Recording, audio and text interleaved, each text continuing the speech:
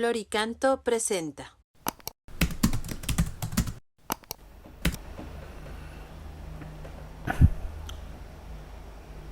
Número 369 del Compendio del Catecismo. ¿Hay actos que son siempre ilícitos? Con esta pregunta se concluye estos 7 puntos que hemos dedicado a la libertad del hombre. ¿Hay actos que son siempre ilícitos? Y dice, hay actos cuya elección es siempre ilícita en razón de su objeto. Por ejemplo, la blasfemia, el homicidio y el adulterio. Su elección supone un desorden de la voluntad, es decir, un mal moral, que no puede ser justificado en virtud de los bienes que eventualmente pudieran derivarse de ellos. Es esto un tema importante, ¿no? ¿Existe, digamos, lo que podríamos calificar de algo intrínsecamente malo, que sea malo siempre y en toda circunstancia? ¿O todo depende? Porque quizás no forma parte, ¿no?, de esta mentalidad relativista de nuestro tiempo, de decir depende de la circunstancia, todo depende. Que en el fondo detrás de ese depende, obviamente hay existe un riesgo muy grande de una adaptación de la verdad a nuestra conveniencia, ¿no? Es una manipulación de la realidad. Cuando actos que en sí son malos, pues nosotros nos atrevamos a decir, bueno, es que en mi caso concreto existen circunstancias que justifiquen tal cosa. A ver, la tendencia manipuladora del hombre es grande, es tan grande que incluso puede llegar a pretender a decir que es bueno lo que en sí mismo es malo. Que en el fondo, si os dais cuenta, pues algo de eso aconteció en el mismo pecado original, esa pretensión de manipulación de la realidad. Bien, fue San Juan Pablo II, en el año 1998, el que publicó una encíclica clave en la historia de la vida de la Iglesia, que se llamaba Veritatis Splendor, ¿no? El esplendor de la verdad, Veritatis Splendor. En esa encíclica, el Papa Juan Pablo II subraya que existe una verdad ante la cual el hombre está llamado, ¿no?, pues a moldear su vida. No puede pretender moldear la verdad a su conveniencia, sino que nosotros estamos llamados a descubrir la verdad, ¿no? No es la conciencia, fijaros bien, la que da a luz la verdad. No, es la conciencia la que tiene que reconocer la existencia de una verdad, ¿no? La conciencia está para reconocer la verdad y ayudarnos a adaptar todas nuestras circunstancias, ¿no?, integrándolas en esa verdad. Bueno, pues dentro de las afirmaciones claves que hacía esta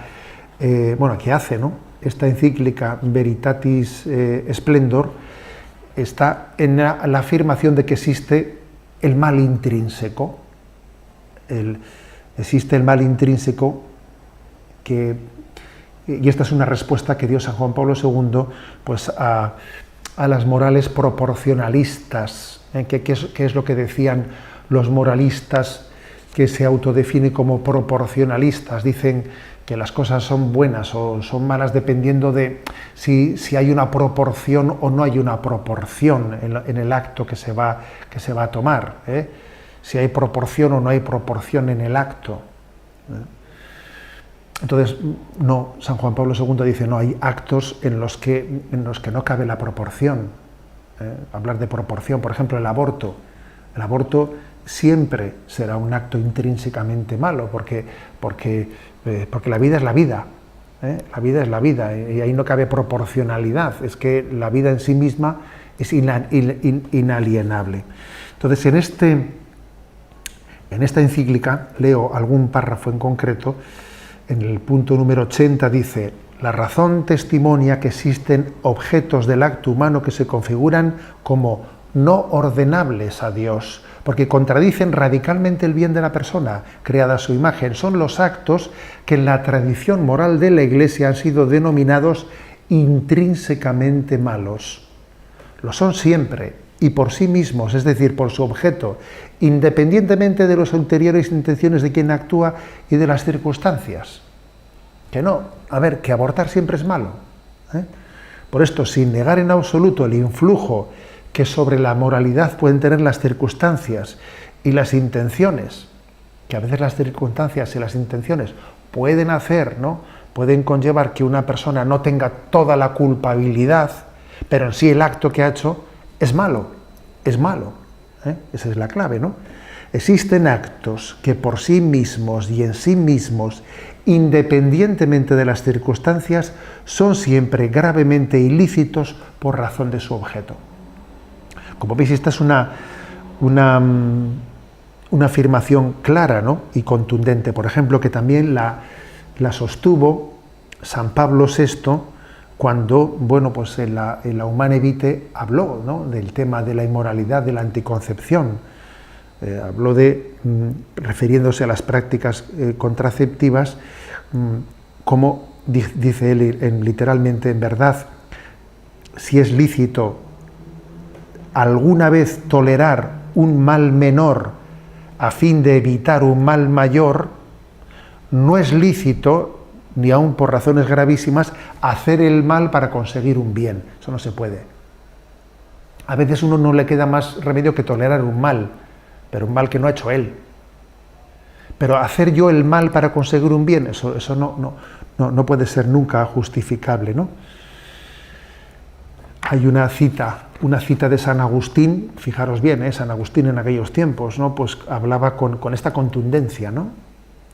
En cuanto a los actos que son por sí mismos pecados, como el robo, la fornicación, la blasfemia, otros actos semejantes, ¿quién osará, dice San Agustín, afirmar que cumpliéndolos por motivos buenos, entre comillas, ya no serían pecados, o conclusión más absurda aún, que serían pecados justificados? Pero somos tendentes a esto, Somos tendentes, pues cuando pues decimos, bueno, pero si en el fondo tengo una intención buena en esto que estoy haciendo, pues al final esto es justificable. No, no es justificable, ¿no? Por eso las circunstancias o las intenciones nunca pueden transformar un acto intrínsecamente deshonesto por su objeto en un acto subjetivamente bueno o justificable como elección posible. Al enseñar esto, al reconocer y enseñar esto la Iglesia permanece fiel a la verdad de la que es servidora. La Iglesia no es dueña de ello, ¿no? La Iglesia es servidora de esa verdad a la que tiene que servir, y confía en que el don del Espíritu Santo que nos libera, hace que esta doctrina no sea bebida como un peso sobre la libertad del hombre, sino muy al contrario. Nos conlleva que nos dé la gracia, ¿no?, de descubrir el esplendor de la verdad y entender la verdad como liberadora.